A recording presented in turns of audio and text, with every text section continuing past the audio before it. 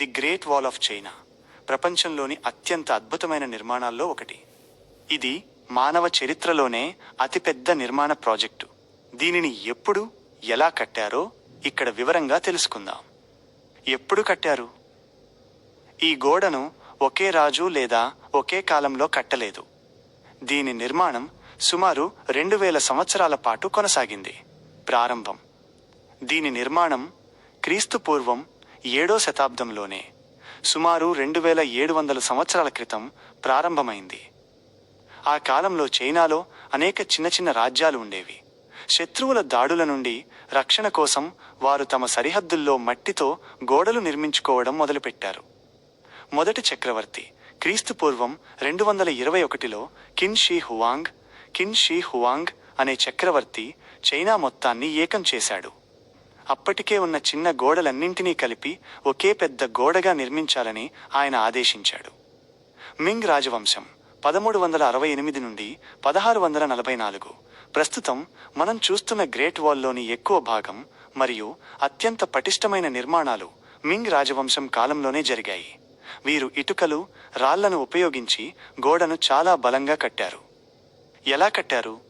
ఆధునిక యంత్రాలు ఏమీ లేని ఆ కాలంలో కేవలం మానవ శ్రమతోనే ఈ మహాకుడ్యాన్ని నిర్మించారు. లక్షలాది మంది శ్రమ, సైనికులు, సాధారణ రైతులు మరియు నేరస్తులు ఈ గోడ నిర్మాణంలో పాల్గొన్నారు. ఈ కఠినమైన పనిలో లక్షలాది మంది ప్రాణాలు కోల్పోయారు. నిర్మాణ సామాగ్రి ఆయా ప్రాంతాల్లో ఏది దొరికితే దాంతో గోడను కట్టారు. మైదానాల్లో మట్టిని గట్టిగా కుక్కి ర్యామ్డ్ ఎర్త్ మరియు కలపను వాడి గోడలు కట్టారు. పర్వత ప్రాంతాల్లో పర్వతాల మీదున్న రాళ్లను పగలగొట్టి గోడకు వాడారు. ఒక అద్భుతమైన టెక్నిక్. మింగ్ రాజవంశం కాలంలో రాళ్లను, ఇటుకలను గట్టిగా అతికించడానికి జిగట బియ్యం, స్టికీ రైస్ రసంలో సున్నం కలిపి వాడారు. భూకంపాలను సైతం తట్టుకునేంత బలం ఈ గోడకు రావడానికి ఈ మిశ్రమమే కారణం. ఉత్తర ప్రాంతం నుండి వచ్చే మంగోలుల వంటి శత్రువుల దాడుల నుండి తమ సామ్రాజ్యాన్ని రక్షించుకోవడానికే చైనీయులు ఈ గోడను నిర్మించారు. చైనా మహాకుడ్యం గురించి ఆశ్చర్యపరిచే మరిన్ని విషయాలు ఇక్కడ ఉన్నాయి. ఊహించని పొడవు. ఇది కేవలం ఒకే వరుసలో కట్టుకుంటూ పోయిన గోడ కాదు.